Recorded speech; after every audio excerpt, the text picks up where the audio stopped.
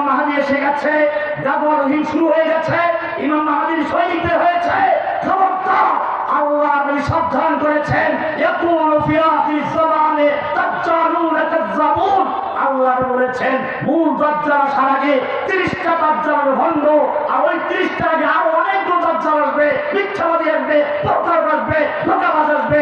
ইয়াতুনাকুম মিনাল হাদিস, তারা তৈরি করে করে হাদিস বয়ান করবে। ভূগোলে এখন আর বাংলায় বলে আরবিতে ছাড় দিলি অনুবাদ হয়ে চলে যায়, হাদিস তৈরি হয়ে যায়। ওরা হাদিস বের করেছে, আল্লাহর ভবিষ্যৎবাণী করেছেন, ইয়াতুনাকুম মিনাল আহাদিস, তারা তোমাদের কাছে এমন হাদিস নিয়ে আসবে মা লাম তাসমাউ আনতুম ওয়ালা আবাউকুম, যে হাদিস তোমাদের পূর্বপুরুষ শুনে নাই, কোরআনে হাদিসে নাই। ফাইয়াকুম আইয়াহুম, খবরদার তোমরা তাদের থেকে দূরে থাকো, তোমাদেরকে তাদের থেকে দূরে রাখো। খবরদার যে ওরা তোমাদেরকে গোমরাহ করতে না পারে, তোমাদের ফিতনায় বলতে পারে। এজন্য যুবকরা সাবধান, তাওহীদকে দাওয়াত দাও সব জায়গায়।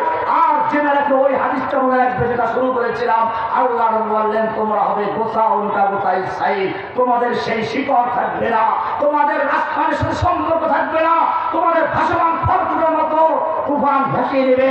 এরপরে সাহাবায়ে কেরাম প্রশ্ন করেন, ইয়া রাসূলুল্লাহ এর কারণটা কি হবে? আল্লাহ রাসূল বললেন তোমার অন্তরে অহং ঢুকে দেব। অহং। সাহাবায়ে কেরাম প্রশ্ন করলেন, অহং ইয়া রাসূলুল্লাহ, ইয়া আল্লাহর অহং কি জিনিস? কালা হুব্বুদ দুনিয়া ওয়া কারাহিয়াতুল মাউত। আল্লাহ নবী বললেন, আমার সাহাবীরা শুনে রেখো, তোমাদের মধ্যে যারা আল্লাহর রাস্তায় জীবন দেওয়ার জন্য জব্দ আছে, আব্দুল ওয়াজিদ প্রিয় আছে, ওদের মধ্যে আল্লাহর রাস্তায় জীবন দেওয়ার চেয়ে অপছন্দ কিছু থাকবে না। ওরা দুনিয়ার লোভ মোহ মন্ত্রিত্বের জন্য উঠে পড়ে লাগবে, আল্লাহর রাস্তায় জীবন দেওয়া পছন্দ করবে। আল্লাহ নবী যুদ্ধ করছেন, এই সময় উহুদের ময়দান, এক যুবক এসে বলছে, ইয়া রাসূলুল্লাহ এই আমার যৌবন, এই আমার চোখবাজি যৌবন, আমার সুন্দর চেহারা বাহু, আমি যদি যুদ্ধ করতে করতে শহীদ হয়ে যাই আমার জন্য কি পুরস্কার রয়েছে? আল্লাহ বলেছেন, এই আল্লাহ রাসূল বললেন, ইন্নাল্লাহা আশতারা মিনাল মুমিনিনা আনফুসাহুম ওয়া আমওয়ালাহুম বিআন্না লাহুমুল জান্নাহ। হে যুবক শুনে রেখো, আল্লাহ তাআলা মুমিনদের জান এবং মাল ক্রয় করে দিয়েছেন জান্নাতের বিনিময়ে। ইউকাতিলুনা ফি সাবিলিল্লাহ, আল্লাহর রাস্তায় যুদ্ধ করে, কিতাল করে, মারামারি করে, ফায়াকতুলুনা ওয়া ইয়াকতুলুন, তারা মারে আর মরে, আগে মারে তারপরে মরে। ওয়াদানা আলাইহি হাক্কান ফিত তাওরাত ওয়াল ইনজিল, ওয়াল কুরআন। আল্লাহ তাদের জন্য ওয়াদা করেছেন জান্নাতের বিনিময়ে তাদের জান ক্রয় করেছেন। এই ওয়াদা তাওরাতে, ইনজিলে, কোরআনে। ومن أوفى بعهده من الله فاستبشروا ببيعكم الذي بايعتم به। তোমরা আল্লাহর সঙ্গে যে বেচা কিনা করেছো ওদের আনন্দিত হও। যুবক খুশি হয়ে গেল, চিন্তা করে যুদ্ধ করতে একটু শক্তির তো প্রয়োজন। একটা খেজুর বের করলো, 2-3টা খেজুর বের করে খেয়ে বাকিগুলো ছুঁড়ে মারলো, আর বললো এতগুলো খেজুর খেতে গেলে আমার জান্নাতে যেতে অনেক দেরি হয়ে যাবে। যুদ্ধ করতে করতে দুশমনদের ভিড়ে ভিড়ে ঢুকে পড়েছে। পূর্ণিমার চাঁদ যেরকম কাবনের ভিতরে ঢুকে যাচ্ছে, দুশমনের ভিতরে ভিতরে ঢুকে দুশমন হত্যা করে করে স্তূপ করে দিচ্ছে, আর দুশমনদের ভিড়ে ঢুকে পড়েছে। সাহাবায়ে কেরাম ডাক দিলেন, ও যুবক তুমি তো কাফেরদের ভিড়ে মধ্যে পড়ে গেছো, ফিরে আসো। যুবক তাকালো, চেহারায় মুচকি হাসি, আর চেহারায় রক্ত, মুখে ধুসে ফোটে মুচকি হাসি, বলছে আমাকে যেতে দাও, আমি উহুদের পাহাড়ের দিক থেকে জান্নাতের সুগন্ধ নাকে পাচ্ছি। হ্যাঁ যুবক, তোমাকে মনে রাখতে হবে, তোমার নবী নিজে যুদ্ধের ময়দানে যুদ্ধ করেছেন। উহুদের যুদ্ধে লোহার টুপি মাথায় ঢুকে পড়েছে, দাঁত ভেঙে পড়ে গেছে, লোহার টুপি ঢুকে রয়েছিল, তাইফের ময়দানে মার খেয়েছেন। অথচ তোমার নবী কি তোমার চেয়ে আল্লাহর কাছে কম মর্যাদাশীল ছিলেন? তুমি কোরআন পড়ো, আল্লাহ করে বলেছেন, আল্লাহর নবী যখন আল্লাহর নবীর সামনে যখন কেউ জোরে কথা বলছে, কেউ আওয়াজটা বড় করেছে, আল্লাহ বলছেন না তারফাউ আসওয়াতাকুম ফাওকা সাওতিন নবী, খবরদার নবীর আওয়াজের চেয়ে জোরে আওয়াজ করে কথা বলবি না, সব আমল বরবাদ হয়ে যাবে। নবী কোরআন মুখস্থ করার জন্য ঠোঁট নাড়াচাড়া করছেন, কোরআন বলছে না তুহাররিক বিহি লিসানাকা লিতাজালা বিহি, কোরআন মুখস্থ করার জন্য, দ্রুত মুখস্থ করার জন্য ঠোঁট নাড়াচাড়া দরকার নেই। ইন্না আলাইনা জামাহু ওয়া কুরআনা, গোটা কোরআনকে নূর বানিয়ে আপনার সিনায় জমা করে দেওয়ার দায়িত্ব আল্লাহ নিজে গ্রহণ করেছেন। এত মায়া নেই নবীর জন্য।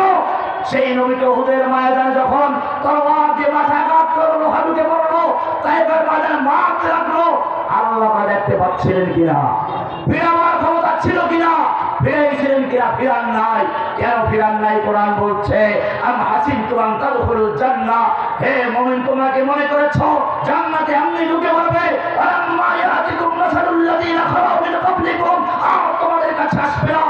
সমস্ত বিপদ আপদ মুসিবত যা এসেছিল তোমাদের আগের লোকদের প্রতি ওয়াসাতুল বাসাউ ওয়াদাররাউ ওয়াজুলজিলু হাত্তা ইয়াকুল আর-রাসূলু ওয়াল্লাযীনা আমানু মাআহু মাতা রাসূলুল্লাহ।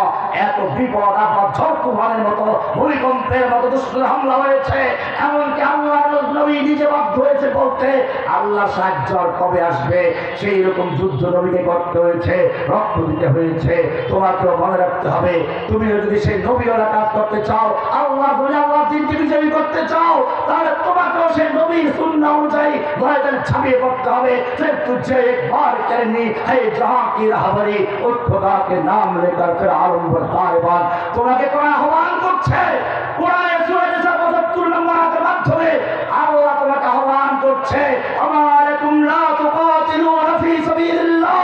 হে যুবক, তোর কি হচ্ছে, কি হলো তোমার? লা তুকাতিলুনা ফি সাবিলিল্লাহ, আল্লাহর রাস্তায় যুদ্ধ করছো না, কিতাল করছো না, লড়াই করছো না। আল মুস্তাদাফিন মিনার রিজাল ওয়ান নিসা ওয়াল বিলদান, অথচ অসহায় শিশু নারী পুরুষ আল্লাহর কাছে ফরিয়াদ করে বলছে, রব্বানা আখরিজনা মিন হাযিহিল ক্বরিয়াতি যালিমা আহলুহা। হে আমাদের রব, তুমি আমাদেরকে জালিম অধ্যুষিত জনপদকে রক্ষা করো, জালিমদের হাত থেকে বাঁচাও, জালিমদেরকে মুক্তি দাও। ওয়াজআলনা মিন লাদুনকা ওয়ালিয়্যা, তুমি আমাদের জন্য তোমার পক্ষ থেকে ওলি পাঠাও, সাহায্যকারী পাঠাও। ওয়াজআলনা মিন লাদুনকা নাসীরা, তুমি আমাদের জন্য সাহায্যকারী পাঠাও।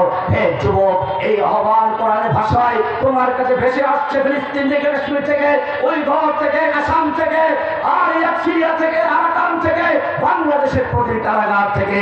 আমি জিজ্ঞেস করতে চাই, আল্লাহর আহ্বানের সাড়া দিয়ে প্রয়োজনের বুকে তাজা রক্ত ঢেলে দিয়ে রাজপথে নেমে আল্লাহ দিনকে বিজয়ের জন্য টেকে তৈরি আছো। আল্লাহে তাকবীর। तुझे एक बार करनी है जहां की राहबरी उठ खुदा के नाम लेकर फिर आलम बरदार बन। व आखिर दावाना अल्हम्दुलिल्लाह रब्बिल आलामीन। अस्सलामु अलैकुम व राहमाতুল্লাহি ওয়া বারাকাতুহু। মুফতি হামিদ সাহেব আছেন, আমার মূলত কালকে কোর্টে হাজির আছে। আমি যখন আপনার ঠাকুরগাঁয়ে ল্যান্ড করলাম বিমান থেকে, এই সময় ফোন আসলো, উকিল সাহেব ফোন দেন, কালকে কোর্টে হাজির হতে হবে। আপনাদেরকে এখনো সোচ্চার হতে হবে, আমাদেরকে এখনো কোর্টে হাজিরা দিতে হয়, এখনো মামলা রয়েছে, আপনাদেরকে ঘুমালে চলবে না। এদেশ ওলামায়ে কেরামদেরকে এখনো কোর্টে গিয়ে হাজিরা দিতে হচ্ছে। আপনাদেরকে হারুন দাস সাহেব আসতেছেন, উনি লেকচার দেবেন, কেউ উঠবেন না ইনশাআল্লাহ।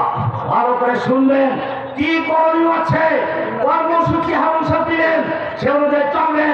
খবরদার মন গড়া নিজেদের ইচ্ছা মতো খুচরা খুচরা গ্রুপ করে, কেউ এখানে এক গ্রুপ, কেউ ওখানে এক গ্রুপ, কেউ পাহাড়ে শুরু করেছে, এই সব করবেন না। খবরদার, আমাদের একটা সুপরিকল্পিত বড় জাগরণের তৈরি করার ইচ্ছা আছে।